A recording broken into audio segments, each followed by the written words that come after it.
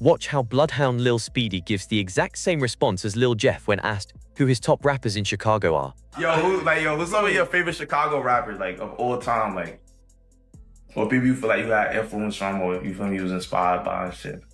You that man in the back. Blood.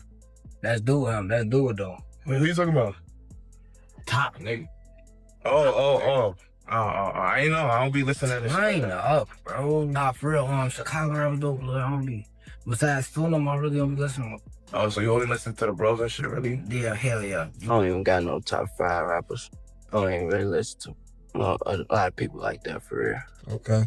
So I ain't gonna say I got no top 5, cause I'm gonna be right here making up some bullshit. I ain't gonna be lying like a mother. I'm gonna name out of all 5 people, I'm probably gonna listen to one more. So I'm gonna be lying. That shit ain't gonna be about nothing. So Bloodhound, Bloodhound, Bloodhound, Bloodhound. Bloodhound, Bloodhound, YB, Bloodhound. Speedy again. Damn, cause there's so many. Yeah, that's our favorite op. That's our favorite op. Really nobody. Speedy, nobody's up. He used to sit in the back seat when he get In the middle of the seat and get his gun took every time. Never blew when they got in the shootout. His ass. Oh my dear buddy. Every time we up in traffic, he in the middle. Yeah. He don't like that. He don't like Steady claiming the hood he not from. Yeah, my dear. It's outside. Steady claiming the hood he not from. We told him everything he know Let right us now. confirm. He's not from Bloodhound. Is that from drill shit? Get somebody from Bloodhound. Big Jada put $30,000 on Lil Speedy's head. That is where we are with this situation. And when Speedy got asked about it in an interview, his response was that Jada loves him. That energy, unbothered, trolling, completely locked in, is exactly what makes him one of the most watched names in Chicago right now. Before we get into the beefs, you need to understand who Lil Speedy is and why he carries the weight he does. He came up in the Bloodhound circle and became one of the crew's most visible members following the death of Lil Jeff. Jeff's passing left a void in that circle, and Speedy stepped into it with the same kind of energy, aggressive, loud, willing to go at anyone. In doing so, he didn't just inherit Jeff's reputation, he inherited every beef that came attached to the Bloodhound name. What follows is a breakdown of every major situation he's been connected to. The conflict with Fully Chop is where the public beef started taking shape. The two of them actually knew each other. They came up around the same circles, appeared in videos together, and were connected enough that some people viewed them as being on the same side.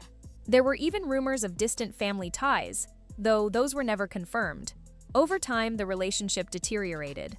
As Fully Chop started gaining attention, tensions grew. Speedy felt certain songs and comments were aimed at him, and things escalated from there. The clearest origin point for the actual beef was a gun situation involving Lil 50, Speedy's cousin, and Fully Chop. The story that circulated was that a gun got stolen, and the fallout from that created a hard line between the two sides. From that point, Fully Chop and Lil 50 became two of Speedy's biggest rivals, and the split went deep enough to affect multiple people around them. Things got physical from there. According to online accounts, there was a shooting incident that allegedly took place near Speedy's crib, with footage from the scene circulating. Fully Chop then went on a Couch TV and used the interview to publicly diss Speedy, claiming he had taken guns from him, saying Speedy would sit in the middle of the back seat during traffic situations and his weapon would malfunction, painting a picture of someone who wasn't built for the life he was claiming. Speedy hit back in his own interview. He denied every specific claim Fully Chop made. He said his gun never jammed, called Lil 50 a goofy to his face on camera, and made it clear he didn't consider Fully Chop a real factor in anything. Two people, two interviews, two completely different versions of the same events. And the streets were left to decide who they believed. The Lil 50 chapter is where this story gets heavy. Lil 50 was Speedy's cousin and one of his closest people.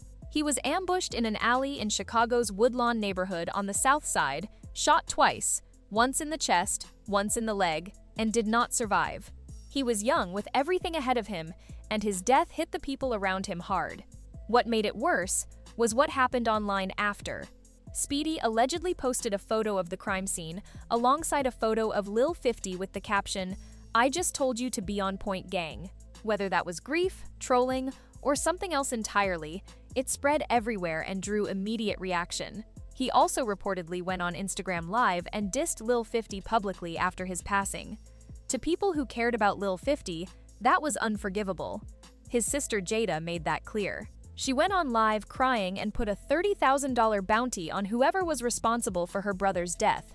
She specifically named Speedy. The internet ran with it.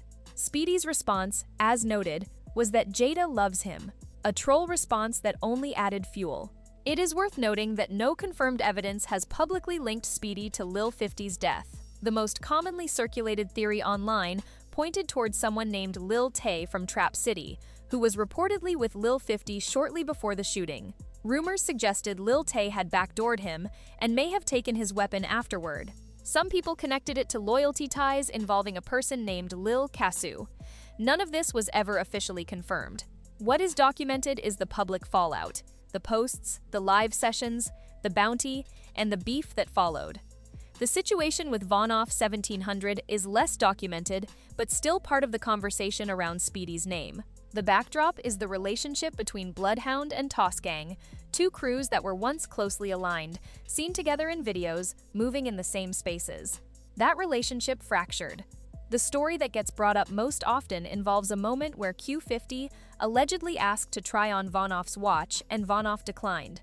Small moment, big signal. It showed the trust was gone before the smoke was visible publicly. Speedy got pulled into the middle of it, with rumors claiming he backdoored one of Vonoff's people. A leaked phone call between Q50 and someone from Toss Gang circulated online and accelerated the conversation, but the call was fragmented and unclear. What people agree on is that whatever was close between those two sides is no longer close, and the situation remains unresolved.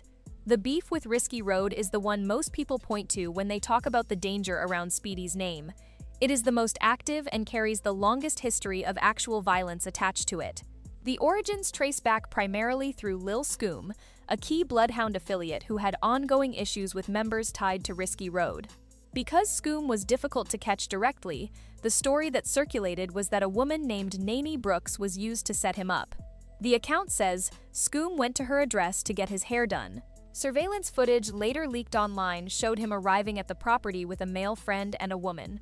According to what was reported, gunshots were heard approximately 2 hours after they arrived, and Scoom was found near the same location suffering from multiple gunshot wounds to the chest.